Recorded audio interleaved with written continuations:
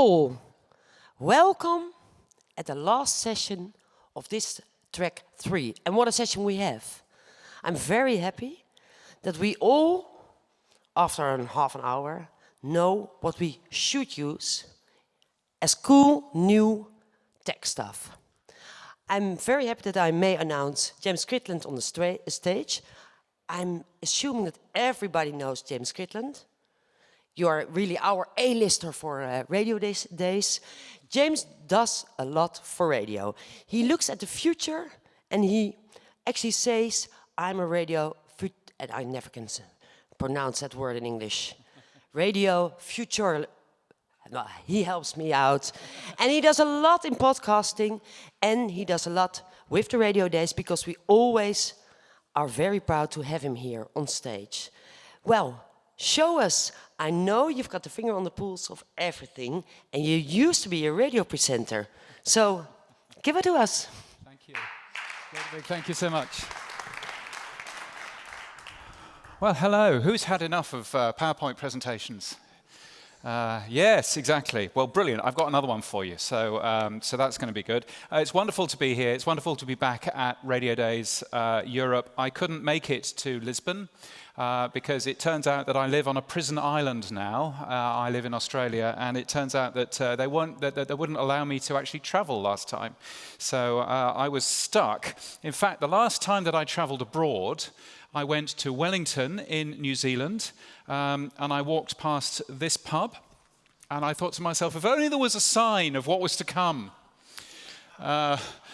Terrifying thing. For those that don't know me, I'm a radio person. I've worked in radio all my life. I used to be a radio presenter. This is me a long, long time ago, as you can tell, working for a radio station in the UK called The Pulse. And I worked with some pretty amazing people. On there is Chris Moyles, who went on to be the longest-serving Radio 1 breakfast DJ for the BBC in the UK. Also on here is somebody who is in prison for killing somebody. So let's move on from that. I then worked. It's true, and also not that funny. I then worked for the original Virgin Radio in London, looked after what they did on the web, looked after what they did in terms of new technology. Two of the things that we launched were the first daily podcast from a radio station back in 2005, Pete and Jeff, including the phrase podvertising, sorry about that, and also launched the same month, we launched the first streaming app for a radio station. Back in 2005, we didn't know what to call it. We called it a 3G tuner at the time, which didn't catch on, but streaming apps certainly did. And if you want to see some cool new tech, look at this. Wow, this is the actual app running on, look at that stylus and everything else. And yes, there's a thing. Anyway, that's quite enough of that. Now I call myself a radio futurologist, easy for me to say. I'm a writer, speaker, and consultant working with broadcasters across the world, helping them understand what's next. But I also write a daily newsletter, which is really easy when you're overseas in conferences, it turns out, called Pod News, which is all about podcasting and on demand, and that's available every day. I also do actually write a newsletter about cool new technology in radio, which frankly I should be promoting, but I've forgotten to put a slide in for that, so I'm not going to do that. Now, does anybody, just as we start, does anybody know what this is? The old people say yes. The new people say, no, it's not to do with drugs. No, you've got the wrong idea there. This, of course, is how we used to edit audio. We used to take audio. That's an edit block at the top. We used to use the razor blade and the Chinograph pencil and everything else. That was and the tape there. That's Adrian's tape, as you can see, because everybody would steal it. And we used to use that when we were editing audio, because that was the only way of editing audio. When I started in radio in 1989, that was the only way of editing audio. This is back in 1973, the first commercial radio station in the UK, LBC. There's a man with some quite amazing hair in the back, top left. I'm not quite sure what's going on there. But if you wanted to edit if you wanted to edit audio, you would have to use, you'd have to come into the radio station, you'd have to edit audio using that tape and everything else. And now things have really changed. When I worked at the BBC, which I did about 15 years or so again now, 15 years or so ago, they used to talk a lot about big T versus small t. Big technology versus small technology. If they were doing it now, they would probably add something like that on there to talk about big technology versus small technology. What do I mean by that? I mean, big T is things like, expensive things plugged into the transmitter chain, things like mixing desks and microphone processors and editing tools and all of that. Small T, rather derisively 15 years ago, was what they called things like laptops and email and things that wasn't, and by the way, the website, things that weren't important in terms of broadcast. Little t. And that's sort of basically where things were actually going. So in terms of where we are in terms of big T versus small t, that's certainly where things were going around 15 years or so ago. Now, though, of course, things are a little bit different. And there's some beautiful audio in here. There we are. Let's start that again.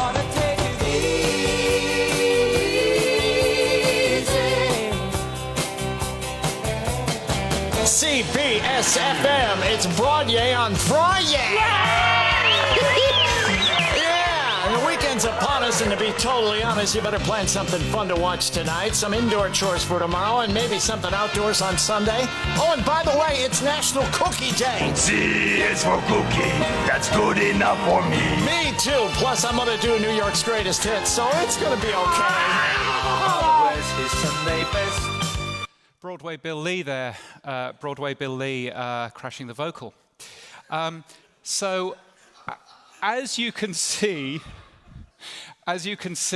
this is very much small t. This is very much things that you can go out and buy, and things that you can go and buy quite cheaply, it turns out. I did a quick look through what Broadway Bill actually uses in his house when he was in lockdown.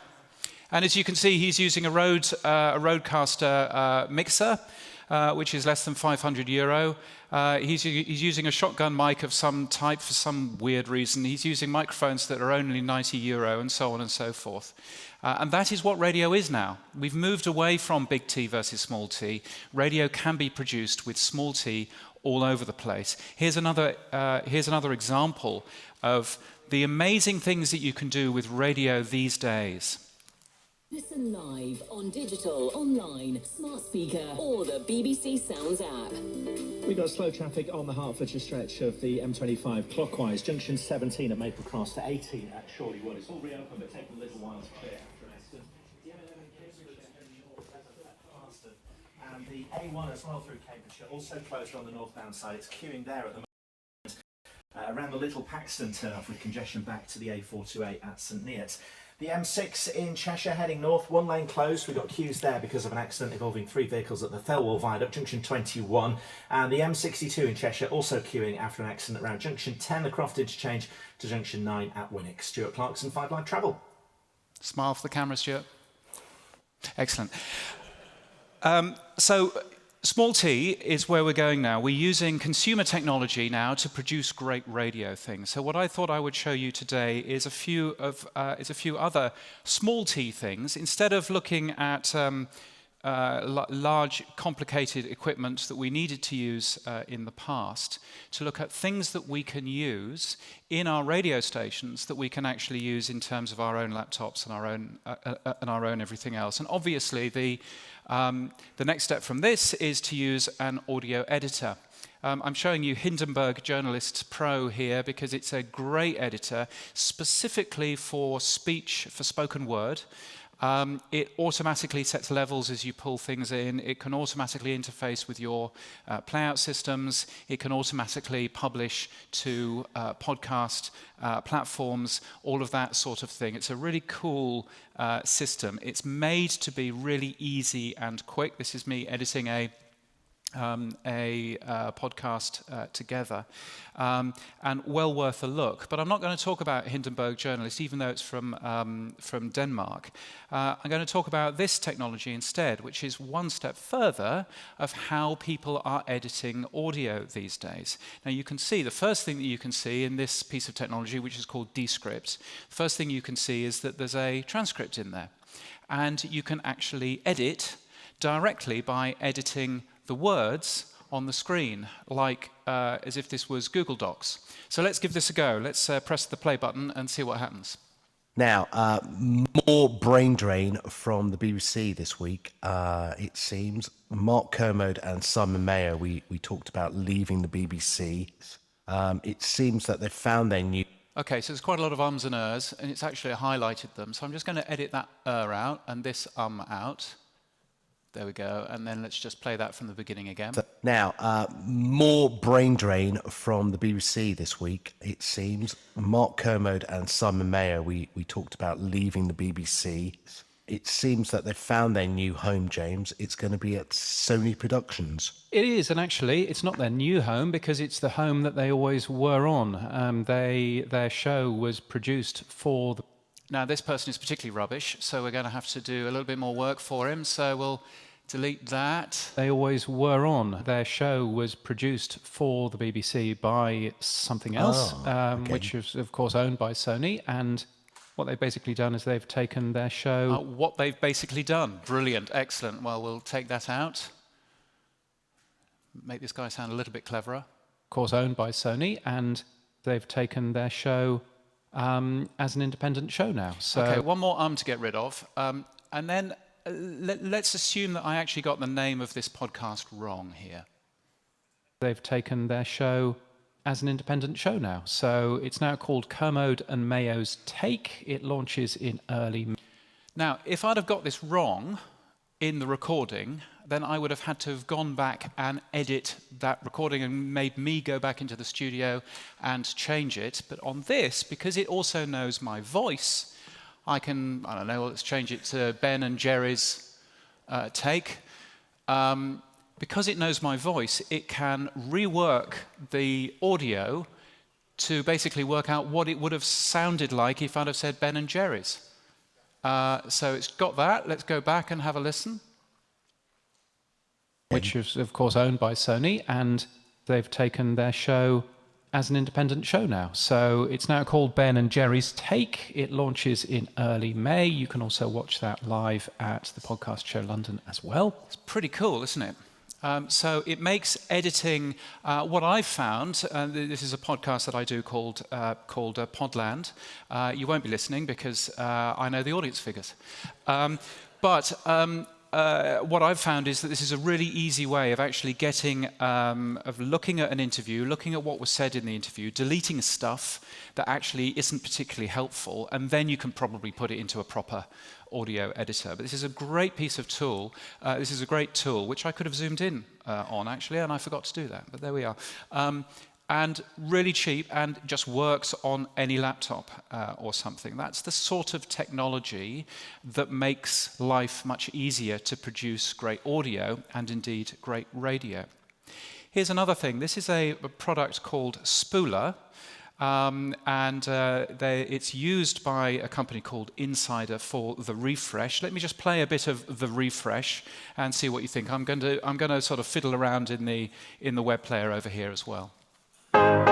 Welcome to The Refresh from Insider, presented by WebEx by Cisco. I'm Dave Smith. And I'm Rebecca Ibarra. It's Wednesday, May 11th, and we're bringing you real-time news. Fresh like live radio, but on demand like podcasts. Here's the latest. Congress is on its way to sending an additional $40 billion of military and humanitarian aid to Ukraine. The House overwhelmingly approved the package, $7 billion more than President Biden.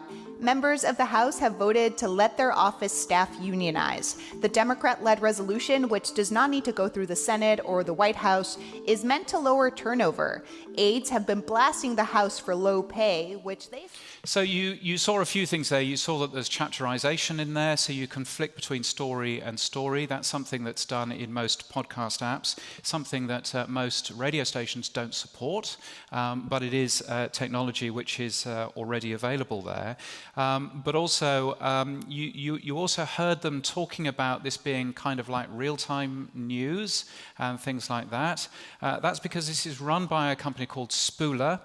Here's Andy, one of the co-founders, explaining to me why Spooler is a little bit different. Spooler is a tool primarily for people in the news industry. It allows you to create a dynamic newscast for the podcasting and on-demand space. Essentially, podcasts as we know them now are like print editions of newspapers. You put them out and they're frozen there. They're frozen in time, frozen in amber. What Spooler allows you to do is create the homepage version of a newscast. Every individual story is its own file. You can move them around in a playlist. You can update with new versions of any particular story without changing the others. And you can publish instantly with updates as often as you want. So it makes podcast publishing for evolving content very fast, very intuitive. And most of our clients so far are people who are in the news business, although anyone who wants updated information can really benefit from Spooler. So Andy Bowers is one of the co-founders of Spooler, and obviously I didn't forget his surname just then, that's why I called him Andy.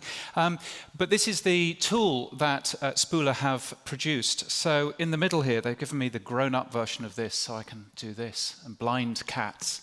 In the middle here are all of the individual stories. They call them segments in their system. And you can see that some of them are version 2 rather than version 1, because you can update stories in there as well. You can see somebody is dragging a story over, in this particular case, to the edition. And they have a concept of editions. So instead of putting one podcast out there in the morning, which then goes progressively more and more out of date, you can just drag new stories in, pull older stories out, much the same as a typical news bulletin is like. What this also does, which is very clever, is you see moving patterns there. That's the music background. And the music background is set to run all the way through this bit until it gets to the end there.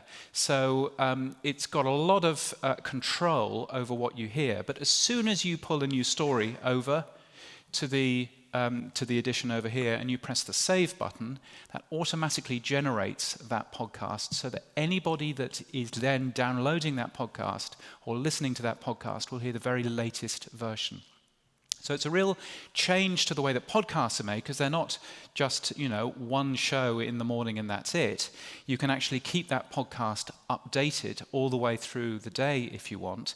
And Andy knows a thing or two about radio station staffing levels, and he suggests that this is a much cheaper way of keeping news updated. I used to work in radio for a long time. In order to run a radio station or network, you have to have 168 hours of programming a week. With this, if you have a 5-minute newscast, you need 5 minutes. You can update it whenever you want. Spooler is essentially live radio meets podcasting. It's bringing into the podcasting ecosystem the kind of updatability, the kind of currency that is largely missing from there now. We like to call it real-time podcasting because it's not live. It's not strictly speaking as I speak, you're hearing it, but it's almost that fast, and in a way it's better because you don't have to catch it at the top of the hour or whenever your radio newscast runs. You as a listener can listen whenever you're ready, and you're assured that whatever the information is at the top of that newscast is the most current available. So it's a really interesting way of keeping things up to date, but also keeping things nicely, potentially in the future, personalized, and working out what you might end up doing there in terms of spoken word radio. Another thing, of course, is music radio. Syndicated shows are everywhere. Producing a great syndicated show is cool, but you've got no integration with Now and Next on your website. If you're just taking a normal syndicated show, you've got no way of personalizing those shows as well with syndicated shows. So this guy, Gav, has put together a syndicated show, which is called 10 Most Wanted. But what he's also done is he's built his own playout system, which is just literally in the browser.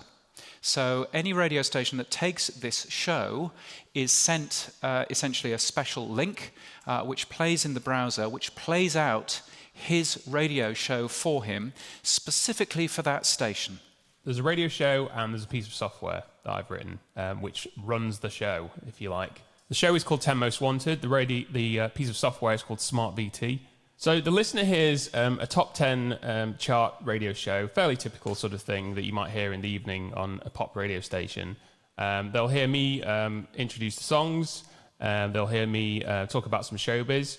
But what they'll also hear is a show that sounds like it very much fits in with the radio station they're listening to. So ordinarily when a show takes a syndicated show, the station kind of sounds like it departs for a while. It's almost like you could be listening to any station at that point because a syndicated show is delivered as a pre-made package of audio that then gets aired. Typically, they might break for ads occasionally, but other than that, there's no real kind of mention of which station you're listening to by the presenter because technically they can't do that. I figured out there was a way to split up the show into individual audio files and not just songs, links, imaging, that kind of thing, but also the individual links themselves are actually broken up into segments. Each link you hear might consist of 4 or 5 actual clips of me separately strung together that hopefully makes it sound like a fairly natural link. But one of those pieces of audio could be me saying the name of the station, then it could be me back announcing the song you just heard, then it could be me doing a bit of showbiz, and then it could be me back ending with the name of the station again or the positioner, that kind of thing. And because I've built a system that allows me to automate delivering all of that to radio stations, I don't have to manually piece all of that together every day because that would take hours. So I've recorded lots of clips of me saying all kinds of things, including all the variations of how to refer to the radio stations, and that then gets pieced together automatically each day. So let's have a listen to a little bit of that. These are some of the radio stations it's on. Let's have a listen to a couple of those. Gav Richards. 10 Most Wanted. Radio Newquay. Hey, it's Gav. Let's get back to your countdown. This for me has got future #1 written all over it. Such a feel-good tune. George Ezra, this is Anyone for You. Song 4 tonight on Radio Newquay. Tiger Lily moved to the city. Gav Richards. 10 Most Wanted. B Radio. Hey, it's Gav. Let's get back to your countdown. This for me has got future #1 written all over it. Such a feel-good tune. George Ezra, this is Anyone for You. Song 4 tonight on B Radio. Tiger Lily moved to the city. Very cool and very clever. And of course, that means that now playing works. That means that the commercial breaks can fire because you can build that sort of technology in there as well. And very clever idea to basically build your own playout system and supply that to the radio station as part of that. There are other companies doing this available to any broadcaster. Radio.cloud is very cool from Germany and worthwhile taking a look at.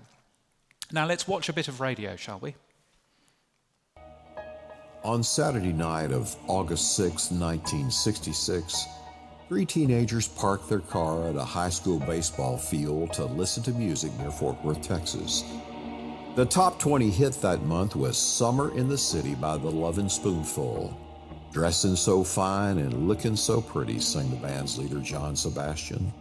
16-year-old Edna Louise Sullivan, a pretty blue-eyed high school basketball player known as Louise, playfully wrote her name in mascara on the car window. Her boyfriend, 17-year-old Robert Brand, the car's owner, and his cousin, 16-year-old Mark Dunham, who was visiting from California, shared in the fun with Louise. But the idyllic moment was about to turn into a nightmare. 20-year-old Kenneth McDuff, not long out of prison on parole for a string of burglaries, snuck toward the teenager's car. 18-year-old... I think we might know what's going to happen next. Now, that was a piece of radio, obviously, but you've just watched it on YouTube.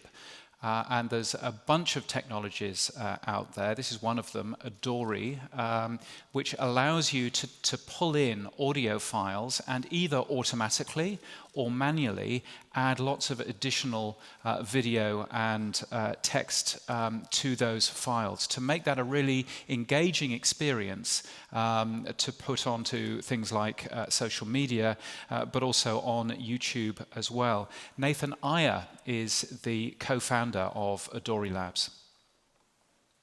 And he said, now YouTube is a visual platform, so what we do is Adori adds visuals to audio, so it kind of brings audio alive with having call to actions, images that are contextual to the audio.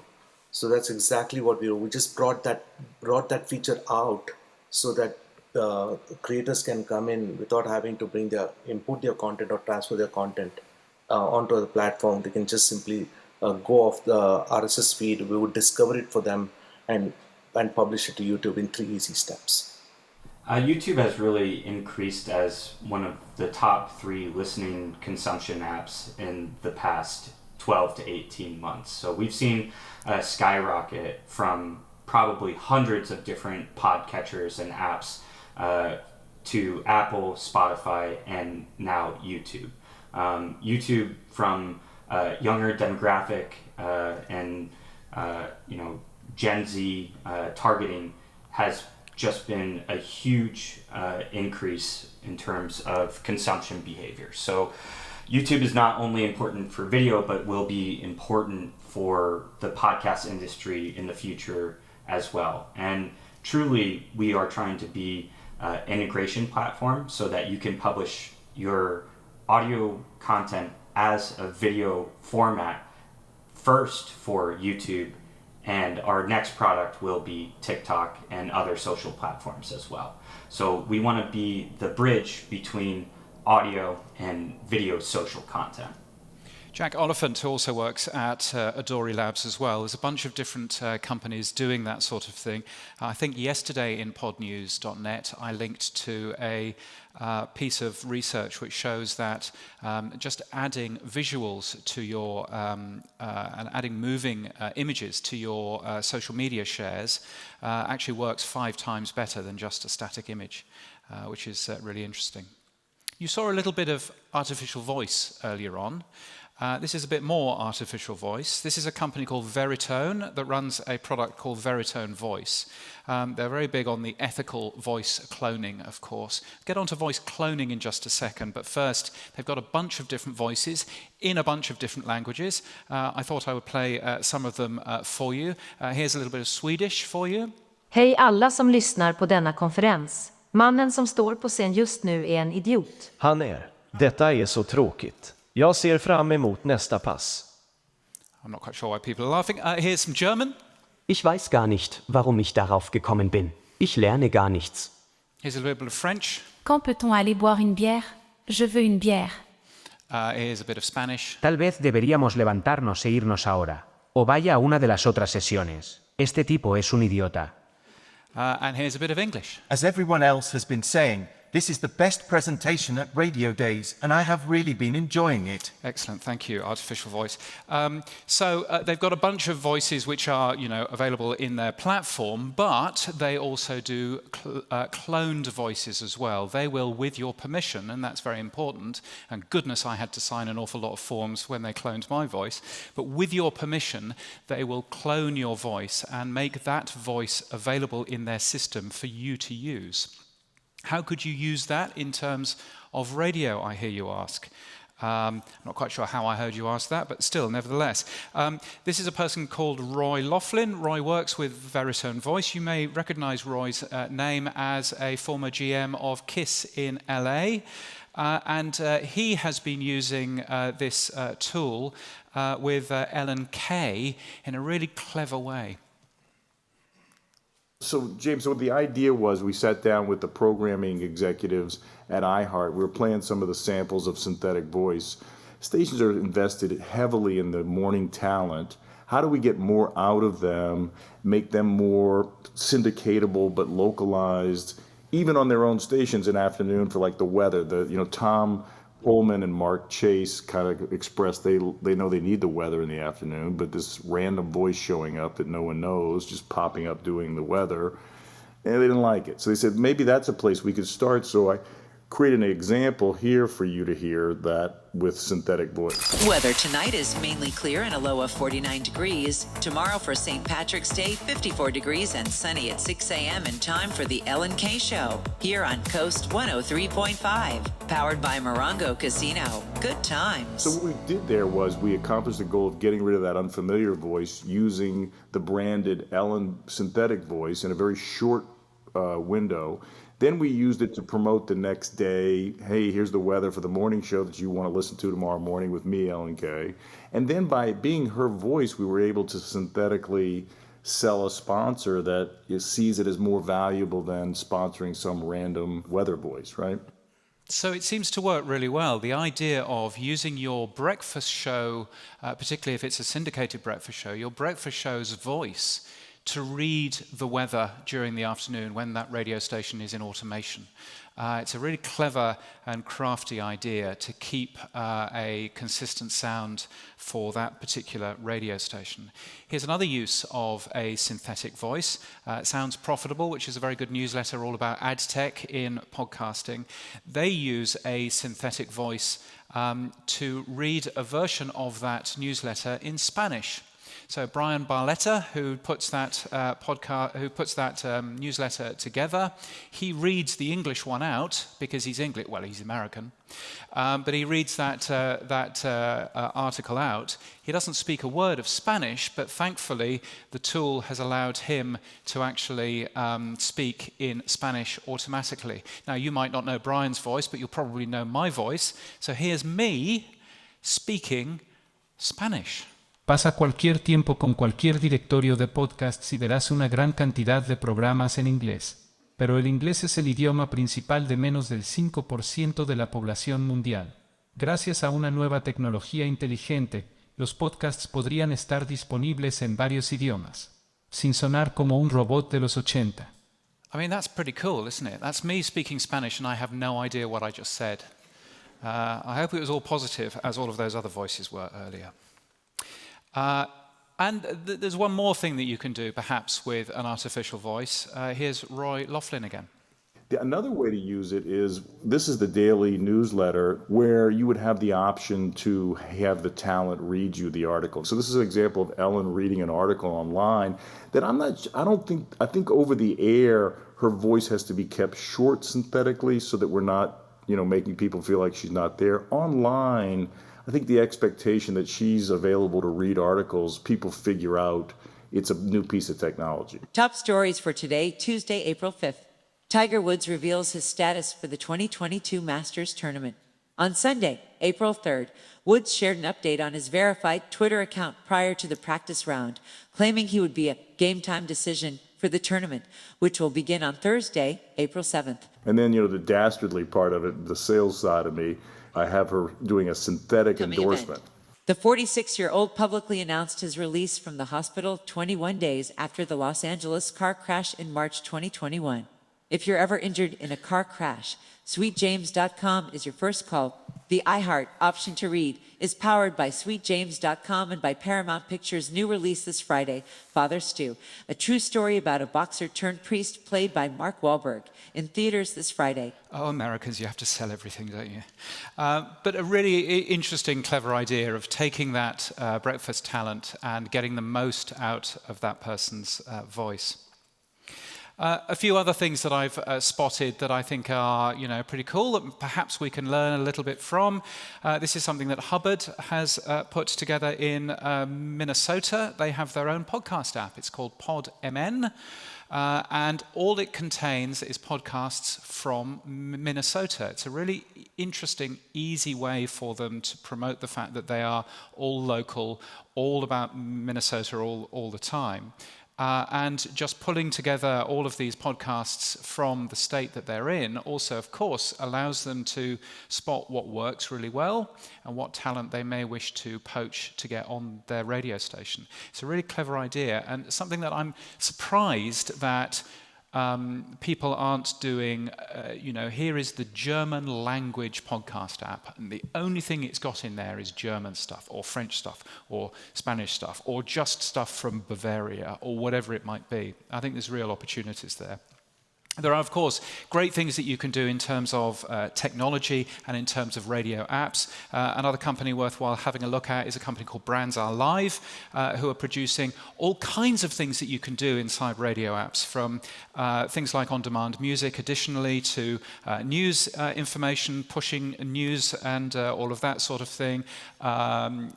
Coupons for you to be able to go to local businesses with and actually deepen that engagement with your advertisers, and also, of course, fancy ads that you can do clever things with.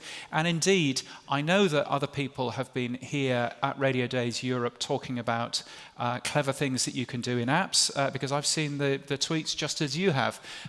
Here's a tweet from Alex Watson. Hello, Alex. Hearing national broadcasters at Radio Days Europe 2022 talking up innovative app features they're working on, like the ability to send voice notes straight to the studio, and Channel 103, his radio station, does exactly that. There are these tools which are already available, and more people can actually end up using them. And finally, another thing just worthwhile remembering, this is a bunch of new additional radio stations from Fun Kids, and Fun Kids run, as many of us do now, additional brand extensions online. Lots of other radio stations that are available there. What they've found really useful is being able to use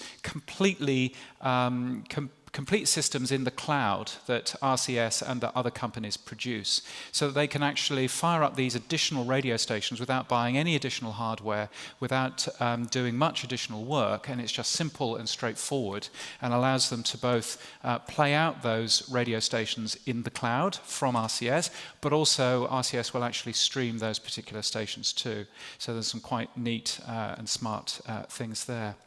So I think in terms of where we are, you've hopefully seen that there's a big change, I think, in the last 15 years. From big T being, really expensive pieces of equipment that you have to plug into your radio stations to make them work, to small t now, and small t very much focused on new and interesting ways of using consumer technology to do more interesting things in terms of the radio. So that's it from me. I'm going to deliberately end early so that we've got a little bit of time to have a relax before the final sessions of the day, the 30 ideas in 10 minutes, or maybe it's the 10 ideas in 30 minutes, whatever it is. That's well worth having a look at. And then we find out that we're going to be in, Moscow or London or something next year. So that'll be good. So thank you all so much for your time. I hope that was interesting and useful, and keep listening. Thank you.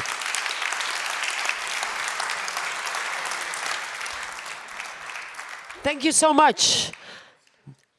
Do you answer questions, or he's live walking around? I can do questions if you want. I can imagine people have questions. I doubt anybody's got questions. No, we already are 5 minutes early, and when you gave the time away to them. I did. Yes. Well, good news is he's still here. He's live. We don't have a VIP area, so you can talk to him. Thank you very much, James. Thank you.